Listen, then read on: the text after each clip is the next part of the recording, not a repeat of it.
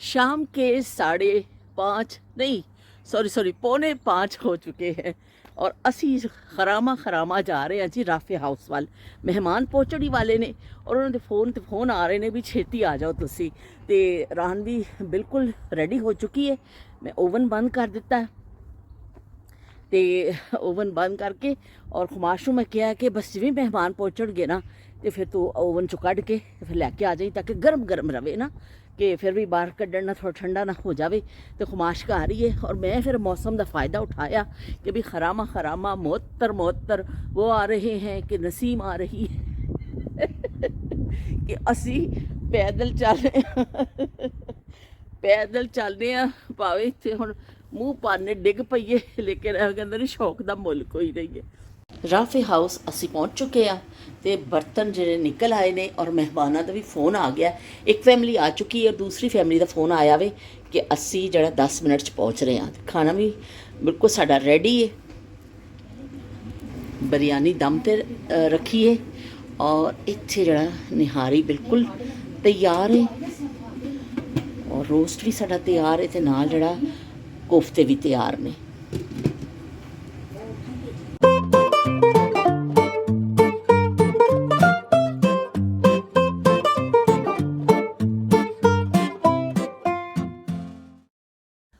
अस्सलामुअलैकुम, good morning सोहणियो, good morning. सामने royal mail वालियां दी गाड़ी खड़ी है रेड कलर दी ते डाकिया आंदा वे और फिर सारे घरां च पोस्ट करके दे के इस इलाके दे और फिर गाड़ी चला के चला जांदा वे। ते मैनू वो वक्त याद आ गया कि जदों डाके दी टल्ली वजदी हुंदी सी, डाकिया या तो पैदल हुंदा सी या बहुत ज़्यादा कोई साइकिल हुंदी सी और फिर पूरे इलाके चों खत तकसीम करदा हुंदा सी। ते ज़माना देखो कितना बदल गया वे कि हुण वो साइकिल तो डाकिए भी जड़े ने गाड़ी ते आ गए ने। लो बई इत्थे साडे घर भी आ गए ने। मैं तो दूरों दिखा रही। नाश्ता करके फारिग हो गए आ ते हुण असीं बावां टुंग लईआं ने ते बावां टुंग के असीं उतरन लगे आ काम के मैदान में। ते जिहड़े कामकाज ने क्योंकि वो जिहड़े हुंदे ना पाकिस्तान च हुंदी है भल सफाई मुहिम कि वो जिहड़ी नहरां नूं साफ करदे ने और वो चों कढदे ने, वो बड़ी एक मुहिम चलदी है तो भल सफाई मुहिम शुरू होंदी है। इस तरह भी अज साड़ी फ्रिज सफाई मुहिम शुरू हुई है कि जिहड़े बहुत सारिया चीज़ां फ्रिज विच पईयां सन वो सारियां असीं अपने सैट वैट करनियां ने, धनिया शनिया ये वो।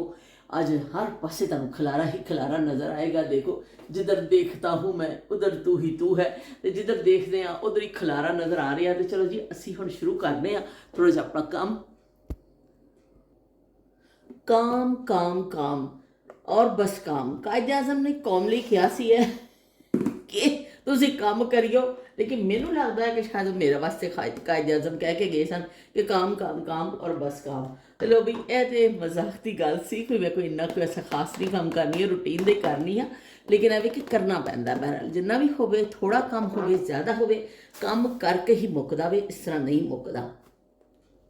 ਤੇ ਰਾਫੇ ਹਾਊਸ ਤੋਂ ਆਖਰੀ ਰੋਜ਼ੇ ਵਾਲੇ ਦਿਨ ਸਮੋਸਿਆਂ ਦਾ ਢੇਰ ਆ ਗਿਆ ਸੀ, ਜਿਹੜੇ ਬਚ ਗਏ ਸਨ ਉਹਨਾਂ ਨੂੰ ਜੋਸ਼ ਜਜ਼ਬਾਤ ਵਿੱਚ ਬਹੁਤ ਜ਼ਿਆਦਾ ਫਰਾਈ ਕਰ ਲਏ ਸਨ ਤੇ ਉਹ ਕੀ ਕਹਿੰਦੇ ਨੇ ਇੰਨੇ ਸਾਰੇ ਬਚ ਗਏ। ਉਹ ਫਿਰ ਖੁਮਾਸ਼ ਲੈ ਕੇ ਆ ਗਿਆ ਸੀ ਕਿ ਚਲੋ ਖੁਮਾਸ਼ 'ਚ ਮੈਂ ਖਾ ਲਵਾਂਗਾ ਤੇ ਉਹ ਫਿਰ ਪਏ ਨੇ। ਮੈਂ ਉਹਨਾਂ ਦੇ ਅੱਜ ਕੰਟੇਨਰ ਸਾਰੇ ਖਾਲੀ ਕਰ ਰਹੀ ਹਾਂ ਰਾਫੇ ਵਾਲਿਆਂ ਦੇ, ਤਾਂ ਕਿ ਉਹਨਾਂ ਦੇ ਬਰਤਨ ਅਸੀਂ ਵਾਪਸ ਕਰ ਦਈਏ। ਫਿਰ ਫਰਿੱਜ ਵਿੱਚ ਸਾਡੇ ਆਪਣੇ ਬਰਤਨਾਂ ਵਿੱਚ ਹੋਏਗਾ ਨਾ ਤੇ ਫਿਰ ਅਸੀਂ ਆਹਿਸਤਾ ਆਹਿਸਤਾ ਇਸਤੇਮਾਲ ਕਰਦੇ ਰਹਾਂਗੇ। ਉਹਨਾਂ ਦੇ ਅਸੀਂ ਜਿਹੜਾ ਨਾ ਸ਼ੁਕਰੀਆ ਦੇ ਨਾਲ ਉਹਨਾਂ ਦੇ ਕੰਟੇਨਰ ਵਗੈਰਾ ਵਾਪਸ ਕਰ ਦਈਏ। ਇਸ ਤੋਂ ਮੈਂ ਇਹਨੂੰ ਆਪਣੇ ਉਹਦੇ ਵਿੱਚ ਪਾ ਲਿਆ ਵੇ ਹੁਣ ਫਰਿੱਜ ਵਿੱਚ, ਮਤਲਬ ਜਿਵੇਂ 2-4 ਦਿਨ ਪਿਆ ਵੀ ਰਹੇਗਾ ਨਾ ਤਾਂ ਕੋਈ ਮਸਲਾ ਨਹੀਂ ਹੈ। ਤੇ ਫਿਰ ਆਪਣੇ ਕੀ ਕਹਿੰਦੇ ਨੇ ਹਿਸਾਬ ਦੇ ਨਾਲ ਅਸੀਂ ਇਸਤੇਮਾਲ ਕਰਦੇ ਰਹਾਂਗੇ। ਇਹਨੂੰ ਕੀ ਹੋ ਗਿਆ ਵੇ ਜੀ, ਕੀ ਹੋ ਗਿਆ ਹੈ ਕਾਲੀਆ। चलो जी असी हम होर की करना है। और यह भी राफे के हाउस तो दिन आए सन कोफ्ते, जिहड़े दावत की सी ना निहारी ते असी कल गर्म करके खा लई ते कोफ्ते पे ने ते कोफ्ते भी ज़ारे असी हुण कल खावांगे। इस तो मैं क्या मैं अपने कंटेनर शिफ्ट कर लेनी आ ताकि आराम दे नाल। खुमाश तो अंडा कोफ्ता बड़ा पसंद है, इस तो फिर मैं सोचा सी जो मैं कोफ्ते गर्म करांगी, खासे कोफ्ते ने ते मैनूं तो लगता साढ़े 2 दिन निकल जाने ने दोनों के, लेकिन असी एवं कि अंडा बॉयल करके शामिल कर लाँगे और फिर असी जो भी खाना होएगा थोड़े कोफ्ते कड्डे और थोड़ा अंडा बॉयल कर लिया तो चलो हो जाएगा।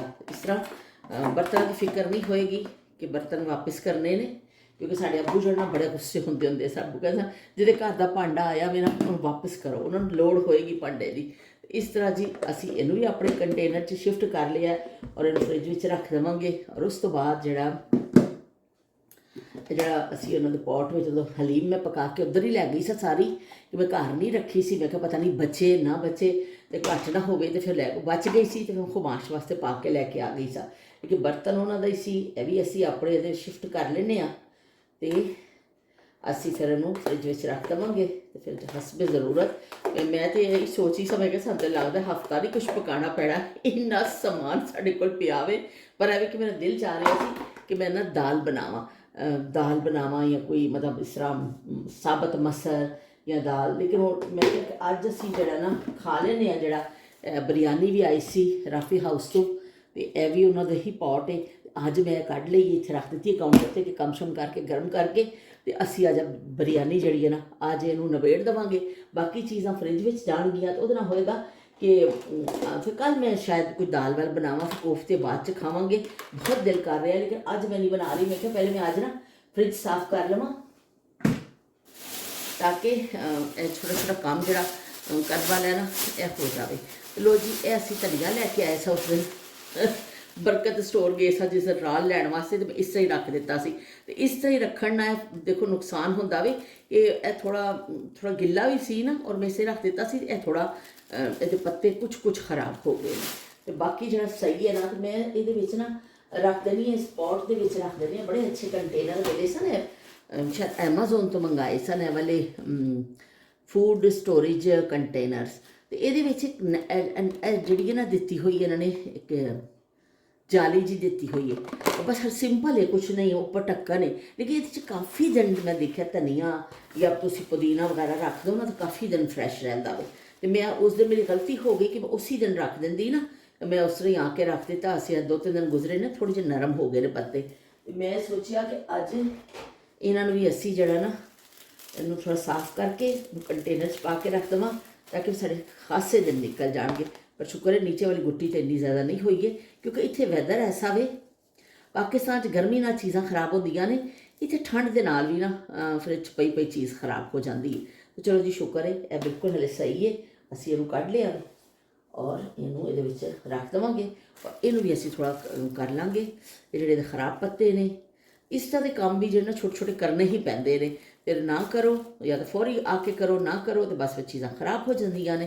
तो फिर वो फिर ऐसा चीज़ां इन्नियां कोई यह नहीं होंदा कि बहुत महंगी चीज़ है कुछ है, लेकिन फिर भी आंदी तो पैसे नाल ही है ना तुसी। और सब तो बड़ी गल है फिर जाके लियानी पैंदी है तो अगर धनिया नहीं है तो तुहानूं जाके ही लियाना पेगा।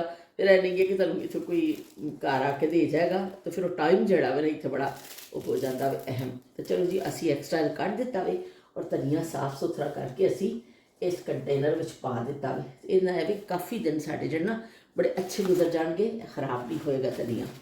थोड़ा बहुत जो खराब होया ना वो भी मेरी गलती की वजह होया। धनिया की गलती नहीं, मैंने लिया के फौरन इस कंटेनर च रख देना चाहिए सी। तो चलो जी यह भी हो गया। हुण ये जो हरी मिर्च भी जी ना मैं थोड़ी जी थैली में साफ कराँगी, क्योंकि धनिए का जो लग गया ना चेंज ही कर देव थैली में, क्योंकि मज़ा नहीं दे रहा। इन मैं डंडियाँ उतार दाँगी और इन दूसरी जगह उस पा के रख देवांगी। इस तरह छोटी छोटी चीज़ां जड़ियाँ ना असी काम कर लेने तो फिर फ्रिज साफ रही, वरना फिर फ्रिज चरी तो आखिर बोल नहीं सकती। लेकिन एवं कि फिर एहतजाज तो करती है ना, सू देरी देर च बुरा भला तो कहती होगी भी तुम मेरे से की जुल्म किया होया। तो मैं उस जमाने याद कर रही हाँ कि जो बिल्कुल फ्रिज वगैरह नहीं होंदियां सन चीज़ां, कितना मुश्किल सी कि तुसी धनिया एडियां चीज़ां ये फिर लोग बस लियाते सन, जरूरत का लियाते सन और इस्तेमाल कर लेंदे सन। बहुत ज़्यादा लिया के स्टोर नहीं तुसी कर सकते सो, पर नालों नाल लियाते सो और नालों नाल तुहानूं करना हुंदा सी। लो जी यह साढ़े को पई सी, मैं रमज़ान तो पहले लैके आई सा जी ताज़ी जी है की कहते हैं हल्दी। आ देखो ताज़ी हल्दी जी है ना, एक किन्नी हल्दी पई है, मेरे को टुकड़ा पिया सी तो मैं सोचा कि चलो अज फ्रिज खोली फ्रिज फरोली तो अज पुरानी पेटी चो तेरियां यादां कढ़ के धुप्पे पाइयां ने, अखां पर आईयां ने। ਉਹ ਹਿਸਾਬ ਹੈ ਕਿ ਅਸੀਂ ਫਰਿੱਜ ਦੀ ਪੇਟੀ ਫਰੋਲੀ, ਉਹ 'ਚੋਂ ਨਿਕਲ ਆਇਆ ਤੇ ਮੈਂ ਕਿਹਾ ਚਲੋ ਬਈ ਅੱਜ ਲੱਗੇ ਹੱਥੋਂ ਅਸੀਂ ਹਲਦੀ ਵਾਲਾ ਦੁੱਧ ਬਣਾ ਕੇ ਪੀ ਲੈਂਦੇ ਹਾਂ। ਸਾਹਮਣੇ ਫਰੈਸ਼ ਹਲਦੀ ਨਜ਼ਰ ਆ ਗਈ ਤੇ ਇੰਨਾ ਟੁਕੜਾ ਮੈਂ ਕੱਢ ਲੈਂਦੀ ਹਾਂ ਔਰ ਹੁਣ ਅਸੀਂ ਹਲਦੀ ਵਾਲਾ ਦੁੱਧ ਬਣਾ ਕੇ ਪੀਵਾਂਗੇ। ਬਾਕੀ ਜਿਹੜਾ ਨਾ ਇਹਨੂੰ ਮੈਂ ਸਾਫ਼ ਕਰਕੇ ਛਿਲ ਕੇ ਛੋਟੇ ਪੀਸ ਕਰਕੇ ਫਰੀਜ਼ਰ 'ਚ ਰੱਖ ਦੇਵਾਂਗੀ, ਕਿਉਂਕਿ ਖਾਸੇ ਦਿਨ ਹੋ ਗਏ ਨੇ ਨਾ ਤੇ ਖ਼ਰਾਬ ਨਾ ਹੋ ਜਾਵੇ। ਤੇ ਇਸ ਤੋਂ ਇਹਦਾ ਮੈਂ ਛੋਟੇ ਪੀਸ ਕਰਕੇ ਤੇ ਫਿਰ ਤਾਂ ਕਿ 2 ਦਫਾ ਫਿਰ ਬਾਅਦ 'ਚ ਬਣ ਜਾਏਗਾ। ਲੋ ਜੀ, ਇਹ ਸਾਡਾ ਖਲਾਰਾ ਪਿਆ ਵੇ। ਇਹ ਟਮਾਟਰ ਵੀ ਹਲੇ ਮੈਂ ਕੱਟ ਕੇ ਰੱਖਣੇ ਨੇ। ਬਹੁਤ ਸ਼ਦੀਦ ਕਿਸਮ ਦੀ ਅੱਜ ਜਿਹੜਾ ਨਾ ਸਾਡੇ ਉਦਮ ਮੱਚਿਆ ਹੈ ਕਿਚਨ ਵਿੱਚ।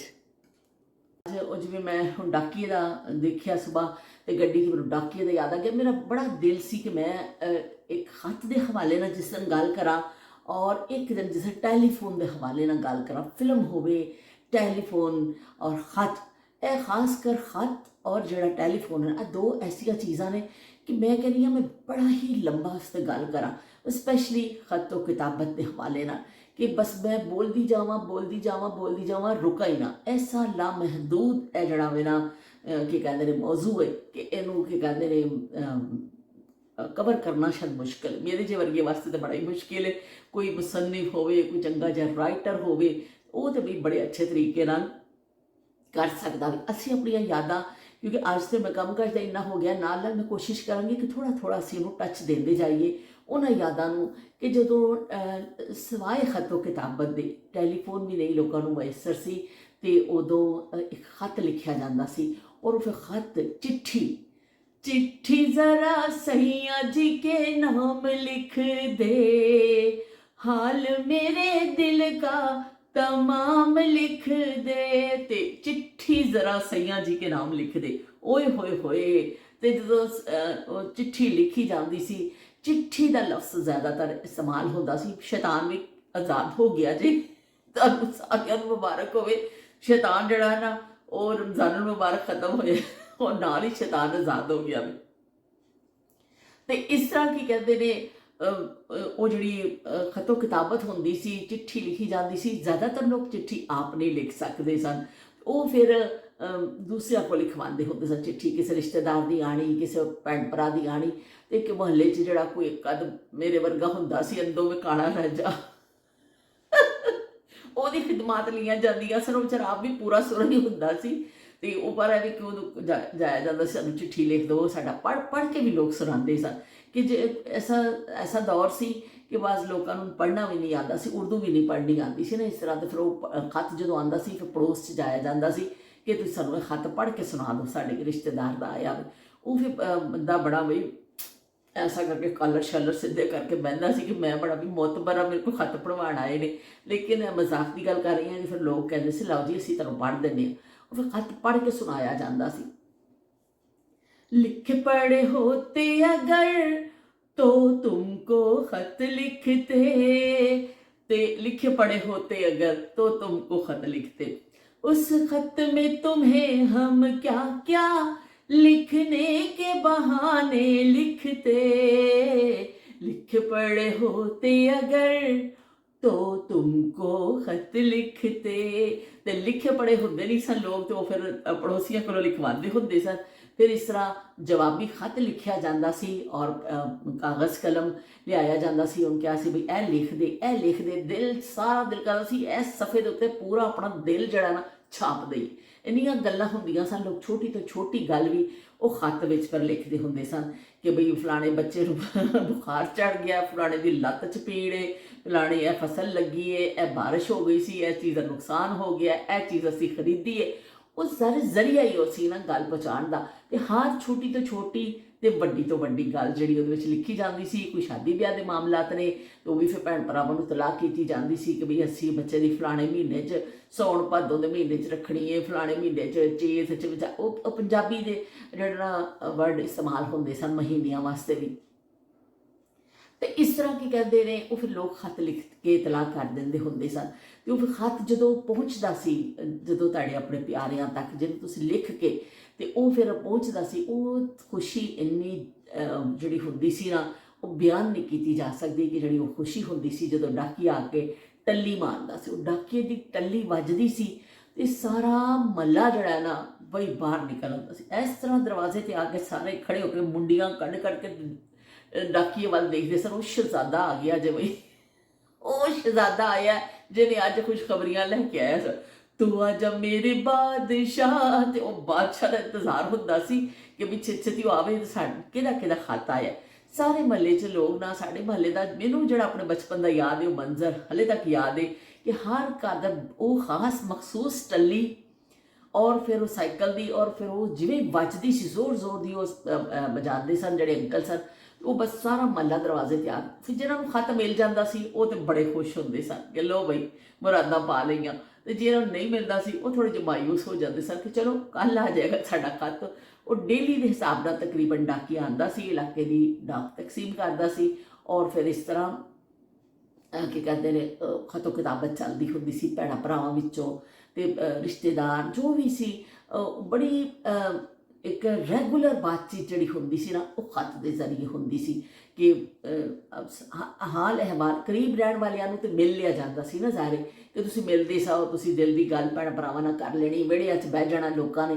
ਲੇਕਿਨ ਜਿਹੜੇ ਦੂਰ ਸਨ ਉਹਨਾਂ ਵਾਸਤੇ ਫਿਰ ਇਹੀ ਹੁੰਦਾ ਸੀ ਕਿ ਬਈ ਖਤ ਲਿਖ ਦੇਵੋ, ਉਹਨਾਂ ਦਾ ਹਾਲ ਅਹਿਵਾਲ ਲੈ ਲਵੋ। ਫਿਰ ਇਸ ਤਰ੍ਹਾਂ ਕੀ ਕਹਿੰਦੇ ਨੇ, ਅਗਰ ਕੋਈ ਟੈਲੀਗ੍ਰਾਮ ਆਉਂਦਾ ਸੀ ਤਾਂ ਬਸ ਵੀ ਉਹਨੂੰ ਬੜਾ ਖਤਰੇ ਦੀ ਅਲਾਮਤ ਸਮਝਿਆ ਜਾਂਦਾ ਸੀ ਕਿ ਕੋਈ ਅਗਰ ਟੈਲੀਗ੍ਰਾਮ ਆ ਗਿਆ ਹੋਵੇ ਤਾਂ ਬਸ ਇਹ ਸਾਰਾ ਮਹੱਲਾ ਇਕੱਠਾ ਹੋ ਜਾਂਦਾ ਸੀ ਕਿ ਇਹ ਕੋਈ ਬੁਰੀ ਖਬਰ ਆਈ, ਇਹ ਕੋਈ ਚੰਗੀ ਖੈਰ ਦੀ ਖਬਰ ਨਹੀਂ ਆਈ ਹੈ। ਟੈਲੀਗ੍ਰਾਮ ਉਸੇ ਸੂਰਤ 'ਚ ਦਿੱਤਾ ਜਾਂਦਾ ਸੀ ਜਦੋਂ ਮਤਲਬ ਕਿਸੇ ਦੀ ਫੌਤਗੀ ਦੀ ਜ਼ਿਆਦਾਤਰ ਇਤਲਾਹ ਦੇ ਨਾਲ ਆਉਂਦਾ ਸੀ। ਹੋਰ ਵੀ ਬਹੁਤ ਘੱਟ ਮੌਕੇ ਹੁੰਦੇ ਸਨ ਕਿ ਲੋਕ ਟੈਲੀਗ੍ਰਾਮ ਕਰਦੇ ਸਨ।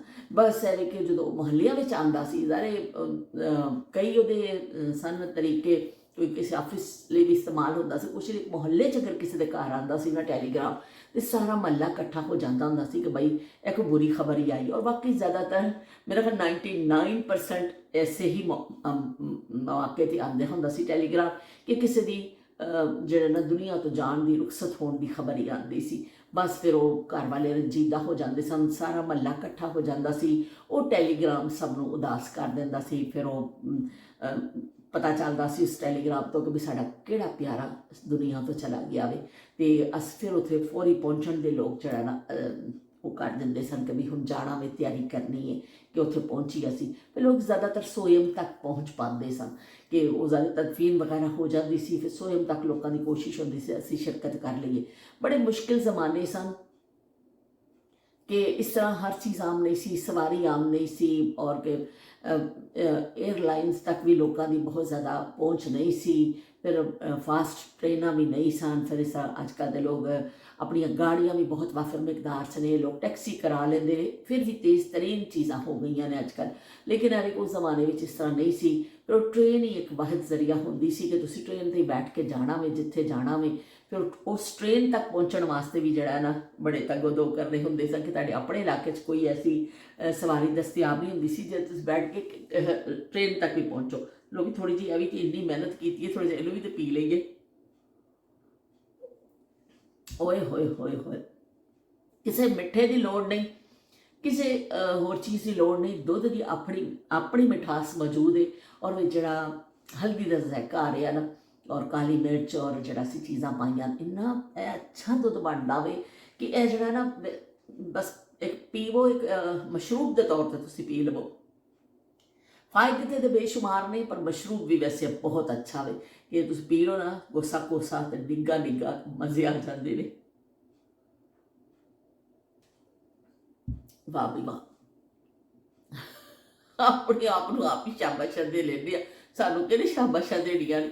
ਤੇ ਇਸ ਤਰ੍ਹਾਂ ਕੀ ਕਹਿੰਦੇ ਨੇ, ਉਹ ਮੈਂ ਇਨਸ਼ਾਅੱਲਾ ਮੈਂ ਜਿਹੜਾ ਖੁਦ ਮੈਂ ਖਤ ਲਿਖਣੀ ਹੁੰਦੀ ਸਾਂ, ਔਰ ਜਿਸ ਤਰ੍ਹਾਂ ਜੋ ਮੇਰੀ ਸ਼ਾਦੀ ਹੋਈ ਔਰ ਫਿਰ ਜਿਹੜਾ ਉਹ ਗੁਜ਼ਰੀਆਂ ਆਪਣੇ ਆਪ 'ਤੇ ਗੁਜ਼ਰੀਆਂ, ਜਦੋਂ ਆਪਣੇ 'ਤੇ ਗੁਜ਼ਰਦੀ ਹੈ ਤੇ ਅਸਲ ਫੀਲਿੰਗਸ ਤੇ ਉਦੋਂ ਆਉਂਦੀਆਂ ਨਾ, ਅੰਦਰੋਂ ਨਿਕਲ ਕੇ ਜਿਹੜੀ ਫੀਲਿੰਗਸ ਆਉਂਦੀਆਂ ਨੇ, ਉਹ ਫਿਰ ਮੈਂ ਤੁਹਾਨੂੰ ਕਿਸੇ ਦਿਨ ਇੱਕ ਕਹਾਣੀ ਸੁਣਾਵਾਂਗੀ ਪੂਰੀ। ਤੇ ਇੱਕ ਬੱਚਿਆਂ ਦਾ ਪ੍ਰੋਗਰਾਮ ਹੁੰਦਾ ਸੀ ਕੀ ਕਹਿੰਦੇ ਨੇ, ਉਹ 'ਚ ਕਹਾਣੀਆਂ ਸੁਣਾਈਆਂ ਜਾਂਦੀਆਂ ਸਨ। PTV ਦਾ ਸ਼ੁਰੂ ਦਾ ਦੌਰ ਸੀ, ਉਹ ਵਿੱਚ ਸ਼ੁਰੂ 'ਚ ਇੱਕ ਨਗਮਾ ਜਿਹਾ ਆਉਂਦਾ ਸੀ, ਫਿਰ ਕਿਸੇ ਵੀ ਮੁਲਕ ਦੀ ਕਹਾਣੀ ਸੁਣਾਈ ਜਾਂਦੀ ਸੀ। आओ सुनाए नई कहानी, बात है लेकिन बड़ी पुरानी, देश देश में घूमेंगे हम, ढूंढेंगे हम लोग कहानी, लोग कहानी, आओ सुनाए ਨਈ ਕਹਾਣੀ। ਤੇ ਇਸ ਤਰ੍ਹਾਂ ਉਹ ਜਿਹੜੀ ਕਹਾਣੀਆਂ ਸੁਣਾਈਆਂ ਜਾਂਦੀਆਂ ਸਨ, ਜ਼ਿੰਦਗੀ ਦੀ ਇੱਕ ਵੀ ਕਹਾਣੀ ਹੁੰਦੀ ਹੈ। ਹਰ ਇਨਸਾਨ ਦੀ ਜ਼ਿੰਦਗੀ 'ਚ ਇੱਕ ਕਹਾਣੀ ਮੌਜੂਦ ਹੁੰਦੀ ਹੈ।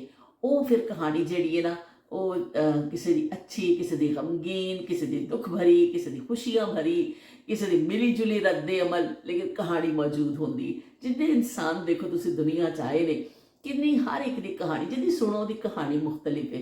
ਕਿ ਜਿਹਨੂੰ ਕਹਿੰਦੇ ਫਰੋਲੋ, ਇੱਕ ਨਵੀਂ ਕਹਾਣੀ ਤੁਹਾਨੂੰ ਮਿਲ ਜਾਂਦੀ।